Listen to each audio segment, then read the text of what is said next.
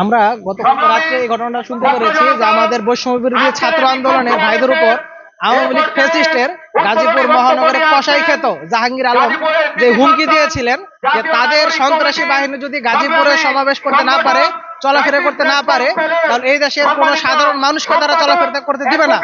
এর প্রেক্ষিতেই গতকালকে পূর্ব পরিকল্পিতভাবে আমরা মনে করছি এই বৈষম্য বিরোধী ছাত্র আন্দোলন সহ এই নাগরিকদের উপরে তিনি উদ্দেশ্য প্রণোদিত ভাবে আক্রমণ চালিয়েছেন এবং এই সরকারকে আমরা মনে করেছিলাম একটা বিপ্লবী সরকার হবে, কিন্তু জনগণের আশা পূরণ করতে না পেরে তারা আমরা মনে করছি স্বরাষ্ট্র উপদেষ্টা, আমাদের গাজীপুরের ডিসি, এসপি, পুলিশ কমিশনার সহ এবং এই সদর থানার ওসি সহ তাদের প্রত্যেককে প্রত্যাহার করতে হবে এবং এক বিপ্লবী সরকারের মাধ্যমে এই ফ্যাসিস্ট আওয়ামী লীগ সরকারকে অবশ্যই এই দেশ থেকে নির্বাসিত করতে হবে। এটাই হচ্ছে আমাদের গাজীপুরবাসীর একমাত্র দাবি।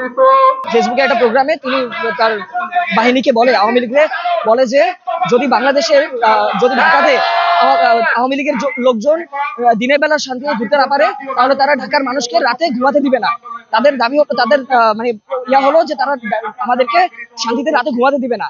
আর এরই জোর ধরে গতকাল রাতে গাজীপুরের ধীরাশ্রমে সাধারণ ছাত্রদেরকে জাহাঙ্গীর আলম এবং একেএম মোজাম্মেল হকের বাহিনী ছাত্রদের উপর আক্রমণ করে এবং এখানে বিভিন্ন ছাত্রদের উপর দেশীয় অস্ত্র আক্রমণ করে আমরা ইতিমধ্যে জানতে পেরেছি যে 2 জনের মতো নাকি নিহত হয়েছে। এটার সত্যতা সম্পর্কে আমরা এখন নিশ্চিত নই, তবে ছাত্ররা এখনো ভয়ঙ্করভাবে অনেকে আহত আছে, ঢাকা মেডিকেলে আছে, মৃত্যুর সাথে তারা পাঞ্জা লড়ছে। আমাদের প্রশ্ন হলো যে আমাদের গণঅভ্যুত্থানের সরকার ক্ষমতায় থাকা অবস্থায় কিভাবে তারা এই সাহস পায়? সরকার কি করছে, প্রশাসন কি করছে?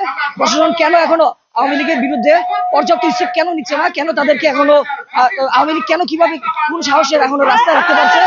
আমরা এর বিরুদ্ধে জবাব চাই এবং আমরা যতদিন না আওয়ামী লীগের পরিপূর্ণ বিচার পাবো ততদিন পর্যন্ত আমরা রাজপথে আছি, রাজপথে থাকবো ইনশাল্লাহ।